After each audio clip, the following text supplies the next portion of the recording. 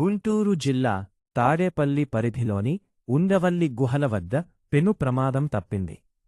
అతివేగంగా వచ్చిన ఒక ప్రైవేట్ కళాశాల బస్సు ప్రయాణికులతో వెళ్తున్న ఆర్టీసీ బస్సును బలంగా ఢీకొట్టింది. ఈ ఘటనకు సంబంధించి పూర్తి వివరాల్లోకి వెళ్తే, అమరావతిలోని ఒక ప్రైవేట్ కళాశాలకు చెందిన బస్సు ఉండవల్లి గుహల మలుపు వద్దకు రాగానే అదుపు తప్పింది.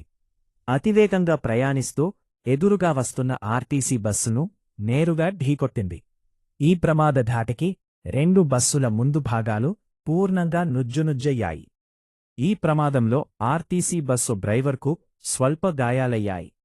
ప్రమాదం జరిగిన వెంటనే స్థానికులు భారీగా అక్కడికి చేరుకుని సహాయక చర్యలు చేపట్టారు. వెంటనే నానుంటే అంబులెన్స్కు సమాచారం అందించారు.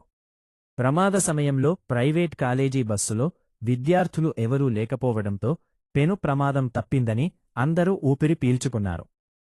సమాచారం అందుకున్న తాడేపల్లి పోలీసులు వెంటనే సంఘటనా స్థలానికి చేరుకున్నారు.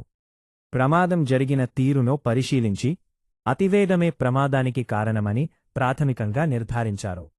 ట్రాఫిక్ను క్రమబద్ధీకరించి కేసు నమోదు చేసుకుని విచారణ జరుపుతున్నారు. మలుపుల వద్ద వాహనదారులు వేగాన్ని నియంత్రించుకోవాలని